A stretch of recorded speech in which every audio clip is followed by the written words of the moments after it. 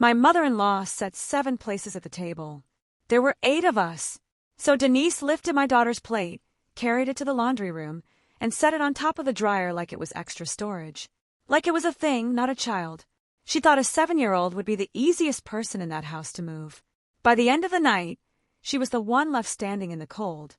But the part that made the whole room go dead quiet was not what my husband said. It was the 2 papers I laid on the table first. "This table is for blood," Denise told me, smiling. She had no idea I had been keeping the books. Welcome back to Family Revenge Stories USA 1. I'm Leah. I'm 34. I keep other people's books for a living. And for 3 years, I kept the peace in that family too. Not anymore. We live in Millbrook, in a skinny blue house with a kitchen that never stays warm. My daughter Lily tapes her drawings all over the fridge, sometimes right over the handle. You have to peel back a rainbow or a crooked cat just to get the milk. My husband, Owen, is a quiet man. He smells like sawdust half the time. He runs the floor at a cabinet shop 2 towns over. I married him 3 years ago. Back then, Lily was 4 and still called every man at the hardware store sir. Owen's older kids, Mason and Claire, stay with us on weekends and half the summer. 12 and 10. All elbows, noise, and opinions. I love our house when it is full. I love it more when nobody is keeping score. The problem was, somebody should have been. Because I was the one holding everything up. I booked dentist visits. I remembered oil changes. I knew which cousin could not eat gluten, and which aunt was not speaking to which uncle. When Owen's parents needed help, the call came to him. The money came from me. Quietly. I am not saying that to play the victim. I am a bookkeeper. My brain rests when numbers line up. Every family has one person who keeps the lights on. In ours, that was me. And nobody bothered to do the math on what that meant. I used to think that was fine. I thought love was supposed to be invisible. I thought real giving left no fingerprints. That was my mistake. And it took a little girl standing in a doorway to show me. You do not keep peace by paying for it. You just teach people the peace is free. Most Sundays, we drove 25 minutes out to Cedar Hollow, where Owen grew up. Denise kept a spotless house and a cold heart.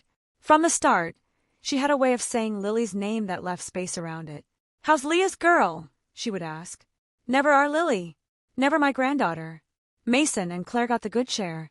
The big scoop of potatoes. The stories about the hale nose, and the hale stubbornness, and the hale chin. Lily got told not to spill. Not to run. Not to touch the lamp. One Christmas, I watched Denise hand out gifts. Mason got a stack. Claire got a stack. Lily got one small box. The kind you hand a neighbor kid because you had to get something. I said something. Denise smiled and said, "Children do not need to be spoiled." Walter, my father-in-law, stared into his coffee and said nothing. There was a refrigerator in that house, too. Bare metal. Mason's school photo was on it. Claire's ribbon from the science fair. Not one of Lily's drawings. And Lily brought a fresh one every single visit. She would press it into Denise's hands at the door with that hopeful little smile. Later, I would find them in the recycling bin. Smooth flat. Not kept. Not fully thrown away either. Just erased. Owen once told me his mother came from people who measured worth by land and last names. 5 generations on the same soil before the bank took it. To Denise, blood was not just family. It was ownership. The one deed nobody could take. I understood that about her. That was part of the problem. I understood her too well to hate her cleanly. So I kept letting things slide. I told myself Lily could not feel a cold she had never been taught to name. I was wrong. She felt it. She just did not have the word yet. She kept asking me a question I could never answer. The question could wait. Walter's heart could not. 2 years earlier, his cardiologist put him on a pile of pills. The co-pays alone were close to $500 a month. Then their roof gave out one winter. $6,000. Money they did not have. Walter's pension covered the basics. Barely. So I helped. First one transfer. Then another. Medication. Then groceries when the medication used the grocery money.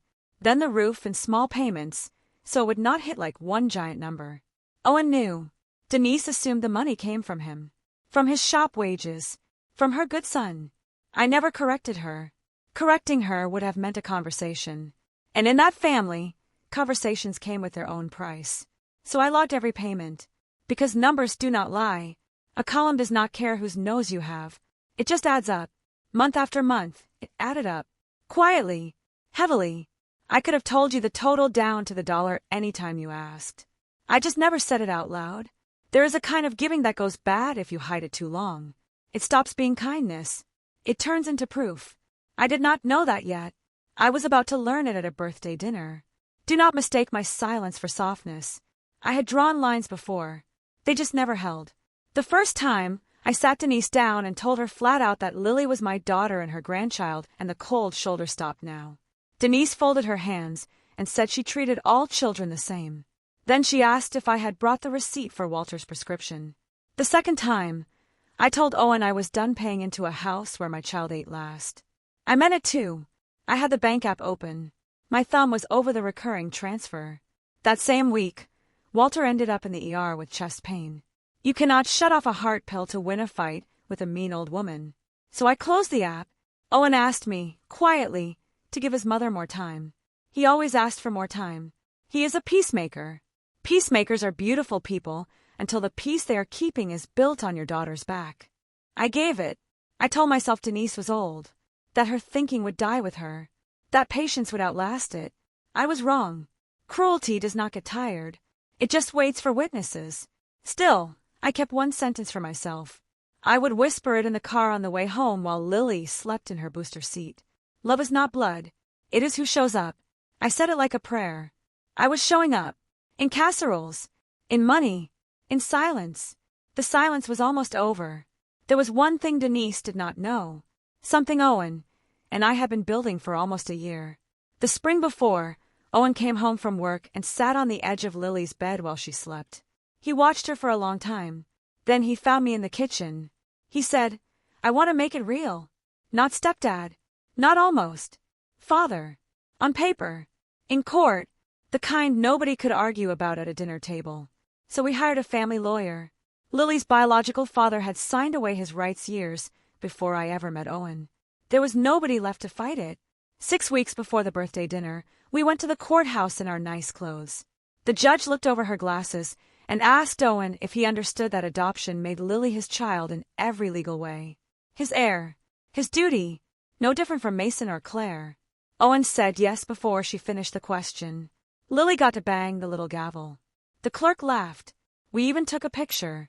Lily mid-swing, mouth open, Owen's hand steady on her wrist. Her name is Lily Hale now. Not Leah's girl. Hale. Like the nose. Like the stubborn chin. Like everything. We had not told the family yet. We were saving it. Owen's birthday felt right. We pictured Denise, softening at last. We thought maybe paper would do what 3 years of patience could not. I kept the adoption decree in a manila envelope. Flat. Official. I brought it with me to the party. I told myself it was just for the announcement. Part of me knew better. Denise said she wanted to host the birthday dinner herself. That was new. Usually, I hosted and she complained. This year, she wanted it in Cedar Hollow. Her table. Her rules. Her daughter, Paula, would handle the details. Paula is 40, freshly divorced, and still spins around her mother like she forgot she has her own orbit. She moved back home after the divorce and became keeper of the china, the photo albums, the seating chart, the family story. I offered to cook. I offered to bring the cake. I offered to cover the food tray. Paula used that bright voice that sounds cheerful but feels like a locked door. We want to keep it family this year. I let it go. I always did. Still, I ordered the cake. Lily wanted the white frosting with strawberries. I gave the baker 8 names to write on top. Owen, Leah, Lily, Mason, Claire, Denise, Walter, Paula. 8 names. A full number. A whole family. On the phone, Paula asked if we needed a kids' table. Then she answered herself. Probably not. The children can sort themselves out. I should have heard it right there. The trap was already built. We drove out on a gray Saturday. The cake rode belted into the middle seat like another child. Lily wore a green dress she picked herself. She held it rolled up, drawing in both hands the whole drive. A surprise for Daddy, she said. No peeking. Mason and Claire rode with us too, arguing about a video game in the safe, easy way kids do when they know they belong. Owen hummed. For once, I felt hopeful. Today we would tell them. Today, the paper would speak. Denise opened the door with a hug for Owen, a nod for Mason and Claire, and a there she is for Lily that did not quite touch her eyes. The house smelled like pot roast and lemon polish. The good china was out, the heavy silver, the cloth napkins. I set the cake on the sideboard and did what I always do in a new room. I counted 7 chairs, 7 plates, 7 folded napkins. I counted again, still 7. Paula came through with a framed photo and caught me looking. "We're a little tight on space this year," she said. Lily stood in the doorway with her rolled drawing, looking at the chairs, doing her own tiny math, reaching the same answer I had. She said nothing. She just moved closer to me. Then the Hadleys from down the road stopped by with a card for Owen. Denise lit right up. She put one hand on Mason's shoulder and one on Claire's. "These are the grandchildren," she said proudly. "Mason's going to be huge by high school. Look at him." The Hadleys smiled and made the right sounds. Lily stood 18 inches away, holding her drawing and waiting to be named. She was not. After they left, Lily tugged my sleeve and whispered the question she had been circling for a year. "Mommy, am I a grandkid too?" I knelt right there on Denise's polished floor. I told her yes. I told her she was somebody's whole world. I told her the people who could not see it were the ones missing out. She nodded, the way kids do when they want to believe you. Behind me, I heard Paula and Denise talking in the kitchen, not even trying that hard to whisper. Something about seating, something about keeping it simple. And then Denise said it, the sentence that held the spine of the whole night. "This table is for blood." Lily heard it. I saw it hit her. She went very still, the same way I go still. And for the first time, I understood exactly whose daughter she was. Owen missed all of it. That is the cruel trick of these things. They happen in corners, in kitchens, in tiny moments while the good man is outside talking gutters and ball games. He was on the porch with Walter and a neighbor. If I had run out and told him then, there would have been a scene before dinner even started. And Lily would have learned that her place in the family was something adults fought over in public. I did not want that for her. So I waited, and I kept my bag close. Inside it sat the manila envelope. Beside it sat a second folder. 3 years of transfers, printed the night before. Medication, roof, groceries, taxes, all sorted, all totaled. I told myself I printed it for my records. For taxes, for backup. But people do not bring ledgers to birthday parties unless some part of them knows it is about to become an audit. Dinner was called. Everyone moved into the dining room. And the plan Denise and Paula had built clicked into place. Mason took his seat. Claire took hers. Owen got waved toward the head near Walter. And Paula drifted over to Lily with that fake sweet smile.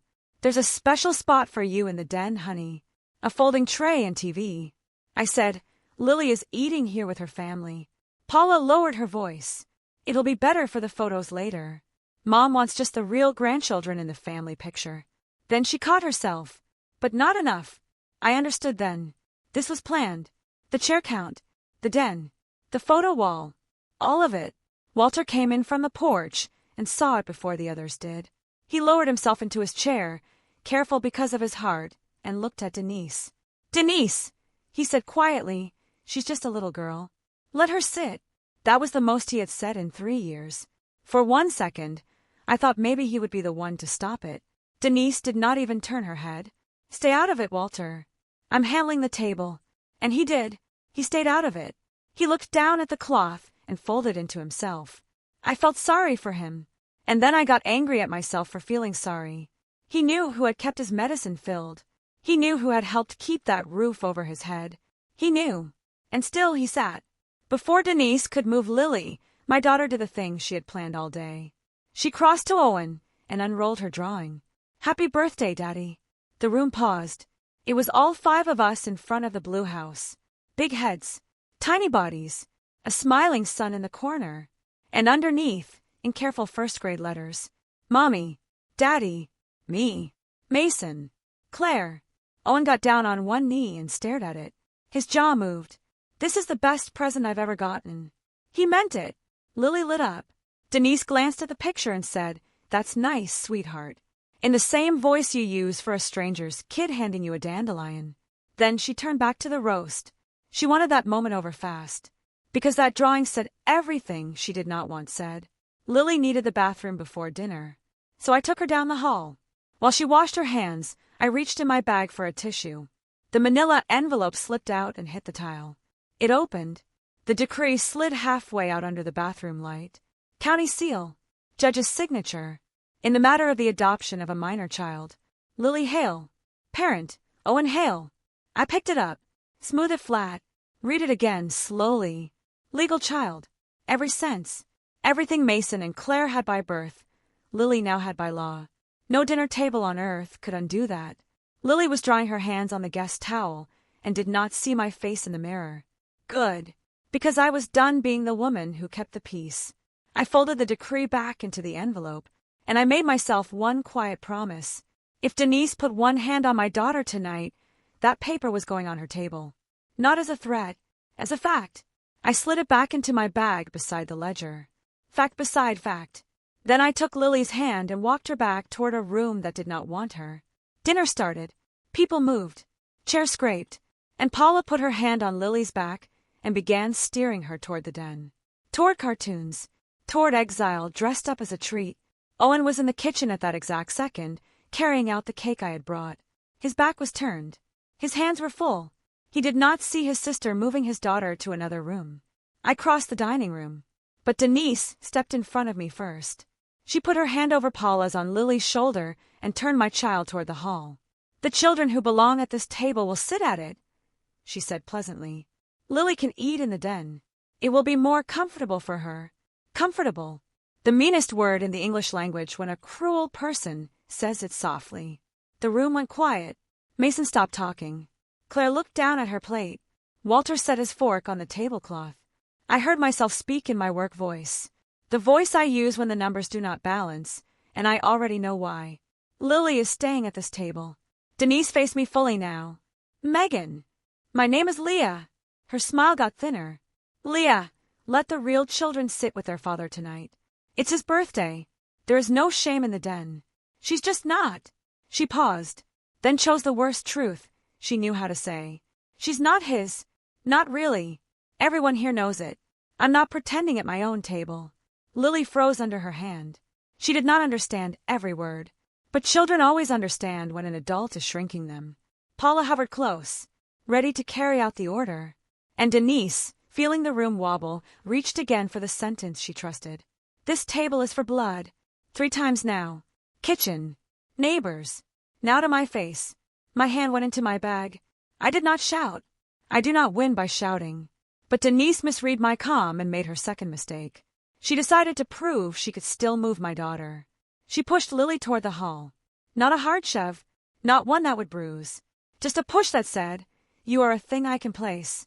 Lily stumbled, caught herself on the doorframe. And Owen's birthday drawing slipped from under his arm in the confusion and fell to the floor. All 5 of us, face up on Denise's hardwood. Nobody spoke. The whole room had gone into that special silence people make when they have just watched a line get crossed. Mason stood up so fast his chair screamed against the floor. Claire's eyes filled. Walter half rose and sat back down. And Lily looked from the drawing to me. Not crying yet, just waiting for an adult to finally do something. I crossed the room. I picked up the drawing first. Smooth it flat. Then I lifted Lily and set her behind me. My hand stayed on her back through the green dress. Steady. Here. Mine. Then I looked Denise in the eye. Don't you ever put your hands on my child again. She blinked. People like her know what to do with heat. They never know what to do with ice. I'm her grandmother, she started. I cut her off. You are going to think very carefully about your next sentence. Mason came around the table and stood beside us. 12 years old. Furious. Not even fully sure why. Only sure that his grandmother had pushed his little sister. Owen came out of the kitchen then, frosting on his thumb, birthday candles still in the box. He saw Lily behind me, saw the drawing in my hand, saw his mother's arm half lifted toward the hall. He set the cake down very, very carefully, like his hands had started to shake, and he did not want anyone to notice. What happened? He asked. Denise moved fast. Nothing happened. I asked Lily to eat in the den, and Leah turned it into a production. Mason spoke before I could. Grandma pushed her. Claire nodded fast. She pushed Lily into the door. A 12-year-old will tell the truth in a room full of adults who have agreed not to. Owen looked at his son, at his daughter, at the crease drawing, and something changed in his face. Not loud, not wild. Final. He walked around the table and stood beside me in front of Lily. Tell me exactly what my mother just did. Denise should have stopped.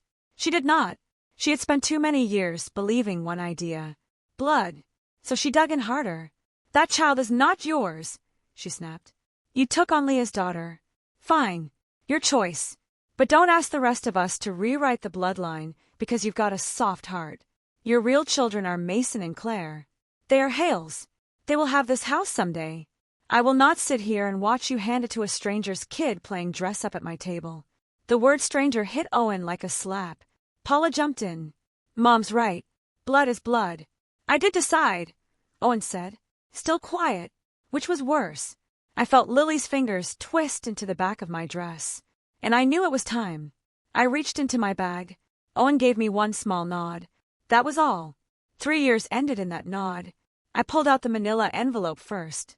I walked to the empty place where Lily's chair should have been. I laid the envelope on the cloth. Denise, I said, in the same even voice I use with clients. For 3 years I sat at your table and listened while you decided who counted. I let it go because Owen asked me to. Because I thought you might change. Because I kept the peace. I slid the paper out and turned it so she could read it. I'm not keeping it anymore. The county seal caught the light. Paula leaned in. Walter put on his glasses. Denise looked down. And for the first time that night, she did not have a word ready. That is a court order, I said. 6 weeks ago, Owen adopted Lily. It is finalized. Her name is Lily Hale. By law, she is his daughter. Not his stepdaughter. His daughter. Full stop. I let it sit. The same as Mason. The same as Claire. Which makes her your granddaughter. And yes, Denise is heir too. Her hand tightened on the edge of the table. You can't just. We did. Mason, reading over Walter's shoulder, broke into a grin. So Lily's really our sister now?